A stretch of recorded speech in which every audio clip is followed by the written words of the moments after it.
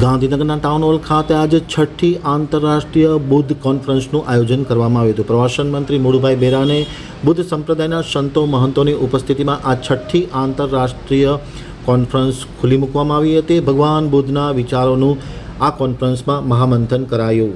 હજી ગાંધીનગર આમતક ન્યૂઝ બ્યુરોમાંથી જે.કે. પટેલનો એક વિસ્તૃત અહેવાલ. સંઘકાયા અને ગુજરાત ટુરિઝમ દ્વારા આજે આયોજિત છઠ્ઠા આંતરરાષ્ટ્રીય કોન્ફરન્સનું આયોજન કરવામાં આવ્યું હતું. ગાંધીનગરના ટાઉન હોલ ખાતે આ કોન્ફરન્સનું ભવ્યાતિ ભવ્ય આયોજન કરવામાં આવ્યું હતું. ગઈકાલે વડનગર ખાતે બુદ્ધ આંતરરાષ્ટ્રીય કોન્ફરન્સનું આયોજન કરવામાં આવ્યા બાદ આજે ગાંધીનગરના ટાઉન હોલ ખાતે સંઘકાયા અને ગુજરાત ટુરિઝમના ઉપક્રમે આ કોન્ફરન્સનું આયોજન કરવામાં આવ્યું હતું. અલગ અલગ દેશમાંથી બુદ્ધના સંતો પધારી અને આ કોન્ફરન્સને ચાર ચાંદ લગાવી દીધા હતા. ખાસ કરીને પ્રવાસન મંત્રી મુળુભાઈ બેરાએ પોતાના પ્રાસંગિક ઉદ્બોધનમાં જણાવ્યું હતું કે રાજ્ય અને કેન્દ્રના સહયોગથી બુદ્ધની શક્તિનો વિકાસ કરવામાં આવી રહ્યો છે. ભગવાન બુદ્ધના અવશેષો બરોડા ખાતે છે, તેની પણ મુલાકાતો સંતો કરશે અને તેનાથી અવગત થશે. 4 દિવસીય કોન્ફરન્સનું આજે ખાસ કરીને બુદ્ધના સંતો, આગેવાનો અને પ્રવાસન મંત્રી મુળુભાઈ બેરાની ઉપસ્થિતિમાં અને ભાજપના પદાધિકારીઓની ઉપસ્થિતિમાં વિધિવત રીતે પ્રારંભ કરવામાં આવ્યો હતો. 4 દિવસ સુધી આ કોન્ફરન્સ ચાલશે, જેમાં ખાસ કરીને ભગવાન બુદ્ધના વિચારોનું મહામંથન કરવામાં આવશે અને જે બરોડા ખાતે ભગવાન બુદ્ધના જે અવશેષો છે તેની પણ સંતો મુલાકાત લઈ અને અવગત થશે. સંઘકાયા ફાઉન્ડેશન આયોજિત બુદ્ધ આંતરરાષ્ટ્રીય કોન્ફરન્સનું આજે ઉદ્ઘાટન સત્ર હમણાં અહીંયા ગાંધીનગર ટાઉન હોલ ખાતે છે. ગઈકાલે વડનગર જે અલગ અલગ દેશોમાંથી બૌદ્ધ ભિક્ષુકો સાધુઓ આવ્યા છે એ ત્યાં વડનગર ખાતે મુલાકાત લીધી હતી.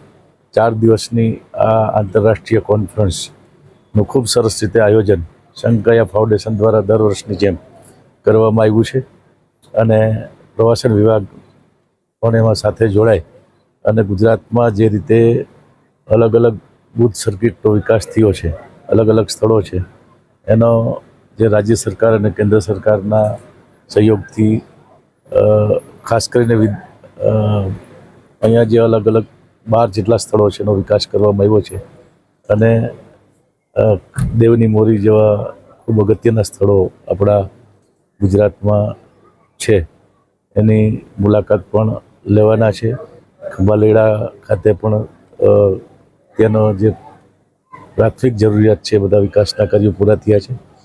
તો આંતરરાષ્ટ્રીય બુદ્ધ કોન્ફરન્સનું હમણાં જ અહીંયા ઉદ્ઘાટન સત્ર છે એ થવાનું છે અને પછી અલગ અલગ સ્થળોની મુલાકાત પણ દેશના અન્ય રાજ્યોમાંથી અને અલગ અલગ દેશમાંથી જે બૌદ્ધ સાધુઓ આવ્યા છે એ ત્યાં મુલાકાત લેવા જવાના છે.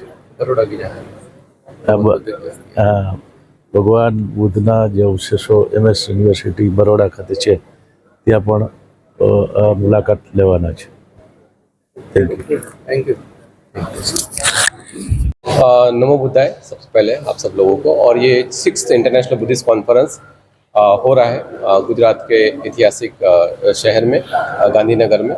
और इसका जो उद्देश्य ये है कि हमारे गुजरात में बहुत सारी बौद्ध धर्म की धरोहर है और सबसे इम्पोर्टेंट हमारे गुजरात में भगवान बुद्ध की अस्थियाँ है जो बहुत कम स्टेट में है.